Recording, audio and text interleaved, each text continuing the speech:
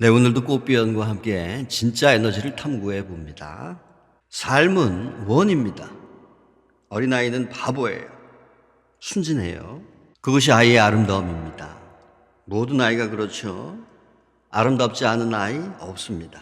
근데 그 아름다움이 어디서 사라지는가? 상표 뒤에 아름다운 것은 모두 사라집니다. 거기 얼굴이 아닌 가면이 있어요. 거짓 뒤에서 실제가 사라지는 겁니다. 아이는 많은 것을 배우고 배움 속에서 많은 것을 잃어요. 그렇게 세상 속으로 들어갑니다. 그대는 지식을 쌓아서 세속적으로 현명해져요. 그러나 순진무구함을 잃습니다. 소위 말하는 세속적인 지혜와 세속적인 지식이 층층이 주위를 둘러싸고 그대는 그 안에 갇힙니다. 스스로 지니고 다녔던 속박에서 나오면 그만입니다. 아무도 그대에게 강압하지 않아요. 주위에 축적됐던 모든 정체성과 모든 죽은 시체들 버리면 그만입니다. 그래서 완전히 짐에서 벗어나 다시 아이가 되면 됩니다. 세상은 그대가 바보가 되었다고 말할 것입니다. 세상은 이제 그대를 이해할 수 없기 때문이에요. 예수 인생에 많은 일화가 있었습니다. 어느 날 그가 어느 집에 초대되어 갔어요. 집주인은 마리아와 마르타 자매였습니다. 마리아는 예수 곁에 앉아서 아무것도 하지 않았어요. 단지 그 가까이 있는 것에 행복해하며 그의 발을 만져주고 깊은 은총으로 행복한 눈물을 흘렸습니다. 마르타는 집에서 일을 하고 있었어요. 음식을 준비하고 있었습니다. 다른 손님들이 오고 있었어요. 그녀는 질투가 나서 예수에게 말했습니다. 보세요. 저는 혼자 일하고 있는데 그녀는 여기 앉아 아무것도 하지 않고 있습니다. 그녀에게 저를 도우라고 말해주세요. 예수가 말했습니다. 그대는 목적을 지향하지만 그녀는 그렇지 않다. 그대는 손님들을 위해 준비하고 있지만 그녀는 손님들을 즐기고 있다. 그대는 그대 방식대로 하고 그녀는 그녀 방식대로 하게 놔두어라. 일반적으로 그대는 예수가 왜 그렇게 말했는지 생각하지 못합니다.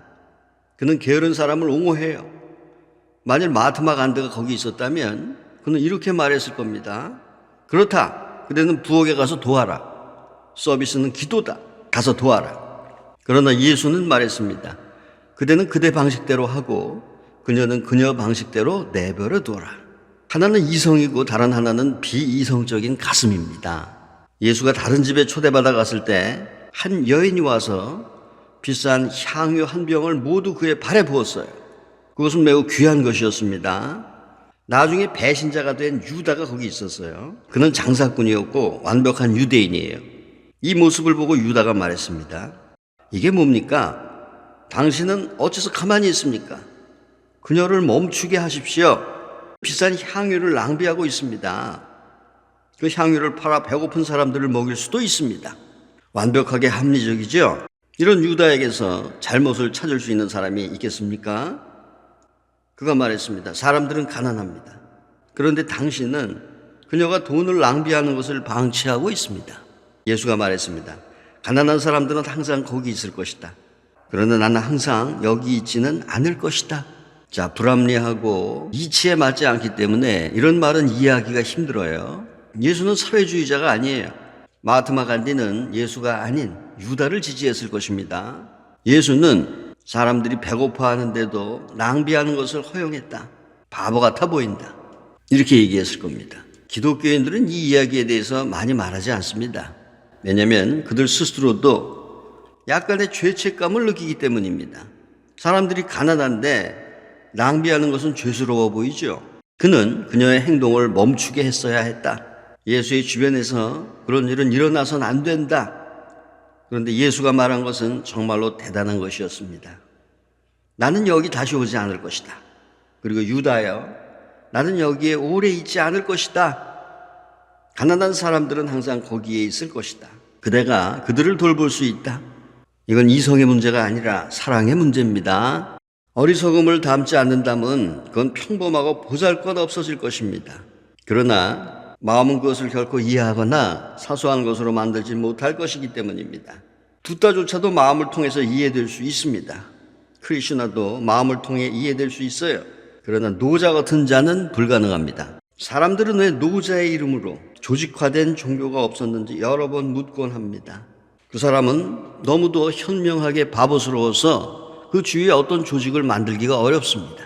그는 홀로 있었어요. 외로운 반항으로 남아 있었습니다. 에베레스트처럼 너무 멀리 떨어져 있었습니다. 바라볼 수는 있죠. 그러나 그 주위에 거대한 조직을 만들고 대중들을 에베레스트로 이끌고 가는 것은 불가능합니다. 자, 우리에겐 세 가지 보물이 있어요. 그것들을 지키고 안전하게 간직합시다. 첫째는 사랑입니다. 둘째는 결코 지나치지 않는 거예요. 셋째는 결코 세상의 선두에 나서지 않는 겁니다. 첫 번째 것만으로도 사실 충분해요. 다른 두 가지는 첫 번째의 세부 설명일 뿐입니다. 첫 번째가 사랑이죠. 사랑이란 무엇입니까? 무슨 일이 일어납니까? 먼저 사랑할 때 그대는 가슴으로 움직입니다. 마음으로 움직이지 않아요. 이성으로 움직이지 않고 느낌으로 움직입니다. 사랑하지 않고 느끼는 겁니다. 이것이 사랑에 대해서 첫 번째로 이해해야 될 부분입니다. 그대는 생각하는 실체가 아니라 느끼는 현상이 되는 겁니다. 그대 존재의 중심이 머리에서 가슴으로 떨어집니다. 그대는 머리가 없어져요. 그리고 가슴은 완전히 바보스럽습니다. 세속의 눈으로 보면 바보스럽지만 자신의 방식으로는 지혜롭습니다. 그대는 느끼기 시작합니다. 그런데 그것은 매우 어려워졌어요. 왜냐하면 그대가 느낄 때 사실은 느낀다고 생각하는 것이지 직접 느끼는 것이 아니기 때문입니다. 사랑에 빠진 것 같다고 생각합니다. 느낌조차도 먼저 생각을 통과해서 찾아옵니다. 그대의 가슴은 약간의 자유를 허용해달라고 마음에게 애원해야만 합니다. 생각은 하나의 도구예요. 그건 유용해요. 하지만 그것이 그대 존재의 전부가 아닙니다. 그것은 마치 레이더와 같아요. 그대가 주변을 둘러볼 수 있고 그대가 수월하게 행동할 수 있게 미래를 약간 엿볼 수 있게 도와줍니다. 그대는 결코 행복해지지 않을 것입니다. 왜냐하면 행복은 마음으로 느껴질 수 있는 것이 아니기 때문입니다. 그것은 마치 눈으로 냄새를 맡으려는 것과 같습니다. 눈은 냄새를 맡을 수 없어요. 그것은 보게 되어 있습니다. 또는 귀로 무엇을 보려는 것과 같아요. 귀는 보게 만들어진 것이 아니라 듣게 만들어졌어요. 마음은 하나의 생체 컴퓨터입니다. 미지 세계에서 안전하게 움직일 수 있도록 도와주는 기계예요. 그건 단지 안전 요원일 뿐입니다. 그것을 통해서 행복해지도록 되어 있는 것이 아니에요. 그런데 그대는 그렇게 하려고 합니다. 이런 식으로 그대 주변에 지옥을 만들어 왔습니다. 마음을 통해서 행복해지려는 것은 불가능한 일입니다. 마음으로 사는 사람은 세상에서 가장 불행한 사람이에요. 마음은 경비견처럼 길을 감지하기 위해 주변을 둘러보아야 합니다. 필요할 때 사용하고 필요치 않을 때는 옆으로 치워놓아야 합니다. 그러나 그대는 노예에 너무 의존하게 돼요. 그 노예가 주인이 되었어요. 그리고 진짜 주인은 완전히 없어졌습니다. 그대는 주인이 어디에 있는지조차도 느끼지 못해요. 사람을 사랑하라. 사람을 생각하지 마라. 더 많이 느끼고 덜 생각하라. 그러면 그대는 더욱더 행복해질 것이다. 나무들은 사람보다 더 행복해 보입니다. 새들은 사람보다 더 행복해 보여요. 동물들은 사람보다 더 행복해 보입니다. 믿기 어려운 일이죠. 사람에게 무슨 일이 일어났는가? 사람은 마음의 기계에 매이게 된 겁니다. 마음이 있다는 것은 좋은 일이에요. 그걸 이용한다면 마음은 아름다운 것입니다. 그러나 그대가 주인이 되어야 합니다.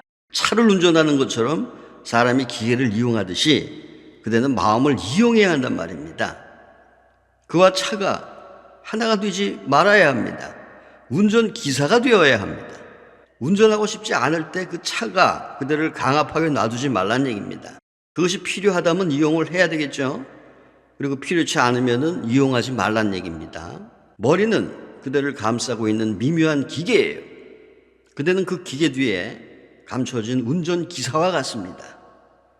마음이 곧 그대라는 동질감을 버려요. 오직 그때만이 그대는 사랑이 무엇인지 알게 될 것입니다. 일단 마음과의 동질감을 버리면 갑자기 그대는 가슴으로 떨어집니다. 가슴이 운전기사입니다. 근데 어떻게 그렇게 할 수 있는가? 첫 번째 보물이 사랑이라고 말하는 것만으로는 아무것도 명확해지지 않습니다. 그것을 반복하는 것으로는 아무것도 얻어지지 않습니다. 그 방향으로 천천히 움직여야 됩니다. 바위 옆에 앉아 눈을 감고 바위를 느껴보세요. 생각하지 마세요. 그것이 아름답다고 말하지 마세요. 그것들은 모두 마음의 환각입니다. 단지 바위 위에 누워 어머니의 가슴 위에 있는 것처럼 손과 몸을 펼치고 바위를 느끼고 눈을 감고 바위를 만져보세요. 혀로 바위에 입을 맞추고 바위가 그대에게 어떤 느낌을 주게 해보세요. 처음엔 쉽지 않을 수도 있어요. 바위가 사람을 두려워하게 되었기 때문입니다. 바위는 사람을 믿으려 하지 않아요. 뭘 하는 거야? 사람은 여태껏 그런 바보 같은 짓을 한 적이 없었기 때문입니다. 처음엔 바위가 불안해할지도 모릅니다. 이 사람은 틀림없이 뭔가 잘못됐어. 이 사람이 미쳤나? 인간들은 그렇게 아름다운 일을 하게 되어 있지 않은데 그렇게 하기 때문이죠. 그러나 바위가 그대에게 익숙해지면 그대는 바위로부터 직접 그대의 가슴을 때리는 에너지가 용솟음 치는 것을 발견할 것입니다. 가서 나무를 안아보세요. 그대의 머리를 나무에 대고 거기서 쉬어보세요. 그리고 나무의 에너지가 그대 안에서 어떻게 흐르는지, 그것이 그대를 어떻게 활기차게 하는지, 그것이 그대를 어떻게 완전히 신선하고 깨끗하게 만드는지, 그대 안 깊숙한 곳에서 갑자기 어떻게 꽃을 피우기 시작하는지 느껴보세요. 새들의 노래를 들어보세요. 단지 들으세요. 새는 아무것도 말하고 있지 않습니다. 단지 노래하고 있을 뿐이에요. 물이 노래하는 시를 들어보세요. 나무들의 시를 들어보세요. 그리고 그 색깔을 느껴보세요. 처음엔 어려울 것입니다. 또다시 그대는 생각할 것입니다. 근데 이걸 기억해야 됩니다. 생각을 버리라는 거. 생각을 버려야 한다는 거. 그리고 다시 느껴보세요. 차츰차츰 그대는 요령을 터득할 것입니다. 일단 느낌의 요령을 알게 되면 그대는 소리내서 웃을 것입니다. 어떻게 이런 것을 놓치고 있었는지. 그대는 기계 뒤에 숨어 있었어요. 운전자는 없어졌고 차가 전체가 되었습니다. 이제 운전자는 분리돼서 그대는 올 수 있습니다. 그대가 자동차의 시동을 켤 수도 끌 수도 있습니다. 결정은 그대의 몫입니다. 마음은 일종의 기계예요. 그것은 켤 수도 끌 수도 있는 것입니다. 열쇠를 버리면 마음은 작동하지 않습니다. 그대의 차는 계속 시동이 켜 있습니다. 그대의 엔진은 계속 작동하고 있어요. 그것들이 그대 안에서 시끄러운 소음을 만들어냅니다. 안에 있는 잔소리꾼이 바로 마음이에요. 그 마음을 멈추세요. 키는 그대에게 있습니다. 그대가 운전자가 돼야 돼요. 마음이 그대를 운전하게 하지 말고 그대가 마음을 운전해야 한단 말입니다.